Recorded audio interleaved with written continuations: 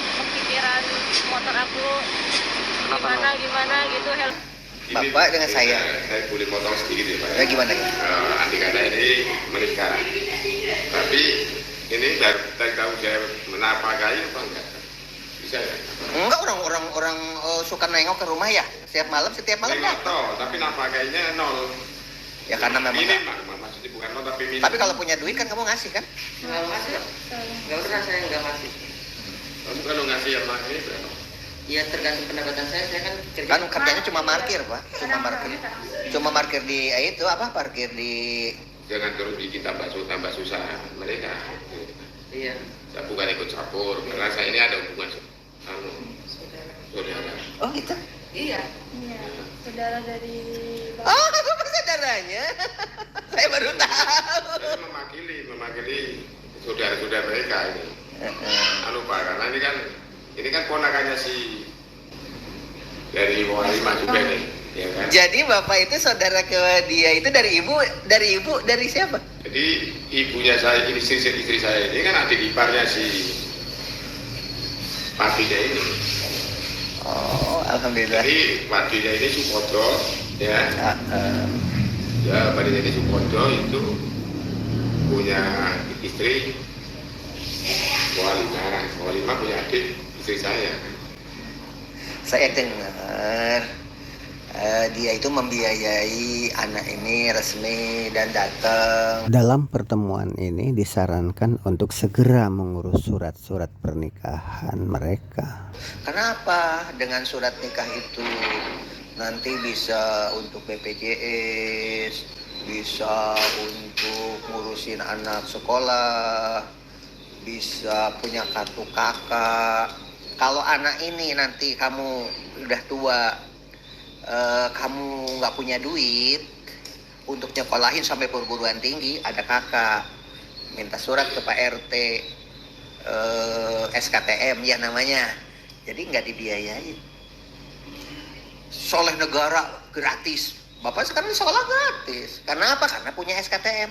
Kalau kamu tidak punya surat nikah, tidak punya kakak, begitu nanti kamu udah tua, anak mau sekolah gimana? Jadi susah. Susah kan? Nah sekarang pakai surat nikah. Surat nikah, tapi kamu harus jujur. Bapak menyarankan uang yang pegang istri. Ternyata menurut informasi bagus, kamu tanggung jawab. Nah, karena bapak tidak percaya, langsung tanya. Apa benar? Dia iya Pak datang. Dia nafkahi. Oh berarti benar. Kata saya gitu. Nah, adapun dosa-dosa yang masa lalu tidak boleh diulangi. Kalau sudah kamu nikah resmi, jangan sampai mencari perempuan lain. Apalagi ini kan perempuan, anak kamu kan perempuan. Nanti kalau kamu udah tua, yang ngopenin kamu itu ini anak ini. Iya. Kalau sekarang kamu sehat, udah tua mah kamu sakit-sakitan. Bapak aja udah pasang ring di jantung. Kenapa bapak berbuat seperti ini? Mumpung bapak masih hidup, karena bapak juga udah pasang ring di sini di rumah sakit, antara sadar dan enggak pada saat itu. Makanya sekarang bapak ingin berbuat baik. Ya, di zaman Rasulullah juga dulu banyak orang yang berbuat salah. Asal satu, tidak boleh musyrik. Banyak orang yang berbuat salah. Asal satu, tidak boleh musyrik. Banyak orang yang berbuat salah. Asal satu, tidak boleh musyrik. Walaupun sudah punya anak, tukang parkir ini tidak diizinkan oleh keluarga wanita untuk menikah. Karena apa? Karena penghasilan parkir kurang menjanjikan dan dianggap seorang suami yang tidak pernah menafkahi. Dan inilah barangkali dialog untuk meyakinkan pihak keluarga bahwa laki-laki tukang parkir ini benar-benar bertanggung jawab. Dalam pesan-pesan pernikahan ini yang paling utama, jangan musyrik atau jangan mempersekutukan Allah. Mengapa? Iya. Bismillahirrahmanirrahim. Innal hamdalillah wassalatu wassalamu ala Rasulillah wa ala alihi washabihi. Maka dia tidak diterima salatnya 40 hari. Bahkan ada hadis yang lebih keras lagi dengan ungkapan Rasulullah sallallahu alaihi wasallam, "Man ata kahinan aw arrafan fasaddaqa bima yaqul faqad kafara bima unzila ala Muhammadin sallallahu alaihi wasallam. Barang siapa mendatangi dukun atau paranormal lalu dia membenarkan perkataannya, maka dia telah kufur terhadap Al-Quran yang Allah turunkan kepada Rasulullah sallallahu alaihi wasallam. Para pemirsa, hadis ini demikian sangat jelasnya Nabi memperingatkan dari mendatangi dukun atau orang yang semisal dengan dukun seperti paranormal, atau orang bilang orang pintar, ada orang bilang, orang Jawa bilang wong tua, atau bahkan mungkin dalam istilah para santri ini kiai. Maka hadis ini cukup untuk benar-benar kita cermati. Seorang ulama, Syekh Muhammad bin Shalih Al-Utsaimin, beliau menjelaskan bahwa mendatangi dukun itu ada beberapa kriteria. Kriteria yang pertama, orang yang mereka sekedar menanyakan kepada dukun, atau orang bilang mungkin iseng-iseng bertanya, maka sekedar bertanya kepada dukun adalah haram. Yang kedua, bertanya kepada dukun atau paranormal, lalu dia membenarkan perkataannya,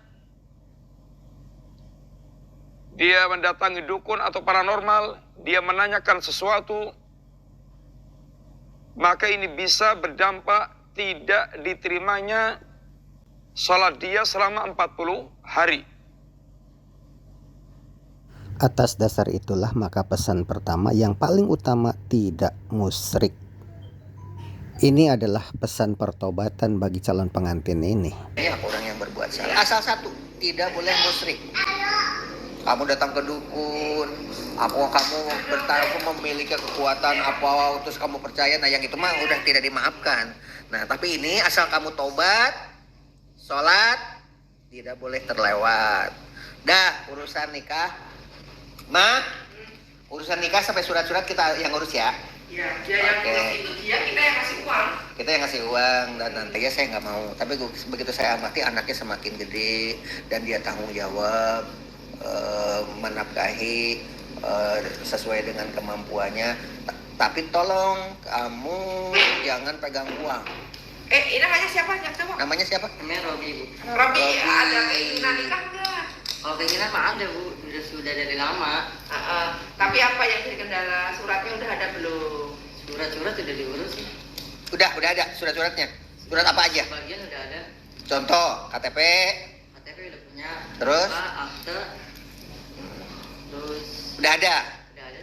Dah, itu saja pokoknya. Kalau terus untuk sini nikah secara agama itu siapa ya Pak? Sinten ya Pak yang suruh ngurus secara Kalau nikah agama sekarang harus, karena ini walaupun bagaimana ini kan secara agama, secara negara itu sinten ya Pak yang suruh ngurus? Ya, harus secepatnya ini kan. ya dari laporan ke pengantar RT RW sini, kampung, kelurahan. Iya, enggak lah. Dan kamu harus tegar. Kelurahan. Percayalah bahwa saya banyak orang yang jadi kiai. Kelurahan. Ya pasti ada surat nggak kamu? Surat apa, Bu? Ya kalau mau nikah itu harus ada KTP, ada gimana? Ada, udah saya kasih ke dia. Udah lengkap berdua, jadi udah lengkap. Udah. Jadi sekarang yang jadi masalah tinggal apa? Duitnya bagaimana untuk ngurus apa, berapa butuhnya? Kalau saya sih nggak muluk-muluk, yang penting sah aja. Iya. Jadi nggak dirame-ramein. Nggak usah. Iya, enggak. Iya, yang penting itu aja. Iya, kalau saya yang penting sah aja. Pokoknya Bapak mah senang karena kamu ternyata menurut informasi jujur, tanggung jawab, gitu kan. Walaupun Bapak tidak tahu penghasilan berapa, dikasihin berapa, Bapak nggak tahu. Paling tidak saya ngamatin kesana kemari, katanya kamu tanggung jawab. Bapak senang makanya mau membiayai dengan restu. Saudaranya Bapak ternyata, kan? Oleh sebab itu saya mah gitu aja, Pak. Mangga nanti terserah Bapak. Pokoknya saya siap untuk membiayai pernikahan ini karena dia tanggung jawab, gitu. Karena tanggung jawabnya. Tapi saya nggak tahu tanggung jawabnya itu apakah hanya ala kadarnya saja ngasihnya atau memang jujur penghasilan cuma segitu, kan Bapak tidak tahu. Nah, Bapak mah saran harus. Selama ini kan kita mau ikut negasi. Itu menurut informasi yang saudaranya asli dari Sugeng maupun warganya di sini yang asli saudaranya. Saya direm. Iya, karena namanya ini kalau saya ikut campur masalah ini, seakan-akan mau luruskan nggak boleh. Itu marah gitu loh. Itu ibunya ini. Hanya karena dia kurang dengar, jadi curiga terus bahwa curiga gitu loh. Karena curiga terus. Tapi tadi juga saya ngomong di depan ibunya. Gitu loh. Ini saya sebenarnya ikut mau negasi, mau ngurusin karena Sugeng sendiri yang sebenarnya kakaknya ini termasuk kakak sepupu. Itu juga mau turun tangan itu, tapi dibenci sama ibunya ini. Makanya dia begitu. Di saya mah adat ini dengerin kamu ya. Orang Sunda laki-laki, perempuannya Jawa, menurut hukum adat zaman dulu di daerah saya nggak boleh. Makanya istri saya itu kan ini kan Jawa, Bapak Sunda. Ternyata apa yang terjadi? Dibenci pada saat itu. Tapi karena ibunya pintar mendekati keluarga, sekarang di antara keluarga yang paling disayang menantu ya istri. Nah sekarang kamu juga gitu. Kamu harus berbaik-baiklah kepada supaya Bapak juga adem. Iya kan? Wah, Bapak ternyata Bapaknya tahu kalau itu nikah. Nanti Bapak disudut. Tapi kalau kamu sudah membeli hatinya kalau lebaran datang, ya kan? Salah apa lebaran kalau ada keluarga sakit nengok model begitu aja baik-baik kayak begitu. Guru tuh sama ibu jagonya itu. Oh, di antara menantu yang paling disayang tuh ibu. Jadi sekarang tanggung jawab kamu itu seperti itu, bisa nggak membeli hati keluarga? Paham ya? Oke, kalau begitu gitu aja ya Pak ya. Mah sekarang berarti kasih uang dulu buat ke kelurahan, buat sehari berarti ngurus-ngurus ke kelurahan ke apa, dikasih uang dulu untuk biaya transport. Nanti berapa biayanya untuk ngurus-ngurus ke ini Pak, ke kelurahan untuk ngurus pernikahan? Kelurahan sebenarnya sudah jadi pungut Pak. Cuma kalau yang hanya ya keikhlasan paling ngasih 20 juga udah apa-apa. Cuma bikin surat aja. RT kalau RT biasanya isi kotak ya dari 5.000 sampai 10.000 isi kotak untuk formulir itu. Nih, Bapak kasih 150 untuk ongkos. Ya, untuk ongkos. Tapi nanti biaya-biaya segala macam administrasi Bapak yang bayar. Ya, itu mah untuk ongkos doang, keliling-keliling kamu ya. Keliling dari RT RW sampai kecamatan. Ini nanti minggu besok mau kamu laporan. tentang sipil lah. Udah dapat belum? Iya, Pak. Terserah mereka, pokoknya kita pura-pura nggak tahu ya. Gimana ya? Ya harus secara agama kan. Pertama agama dulu, harus resmi dulu. Iya, karena ini kan udah deket. Biar malam istilahnya kita nggak ikut terus. Kalau menurut saya mah agama dulu, baru kemudian urus nanti Bapak yang lebih tahu lah yang begitu. Ustaz Budi aja apa ya? Suruh nikahin. Bapak yang lebih tahu lah. Iya, kalau kita tanya Ustaz Budi dulu. Ustaz Budi suruh nikahin aja apa ya? Nggak tanya dulu dia, kira-kira pakarnya siapa yang biasa. Sekarang kalau bisa mah.